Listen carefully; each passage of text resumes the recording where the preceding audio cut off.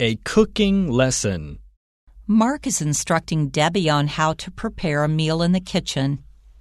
Can you hand me the food processor and frying pan from over there? Is there anything else you need? Please grab me the cheese grater, vegetable peeler, and saucepan.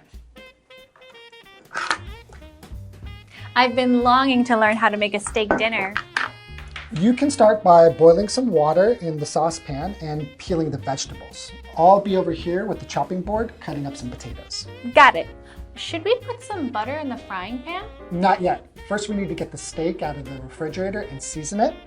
Let's put these potatoes in the food processor to make mashed potatoes. Then we need to steam the carrots. 10 minutes later. Now you can put butter into the hot frying pan and then drop the steak in. How long should we cook it for? Not too long since steak tastes best rare. While I watch these, can you grab some cheese to put in the mashed potatoes? Then we'll be about ready to eat. The meal looks mouth-watering. We should eat like this every day.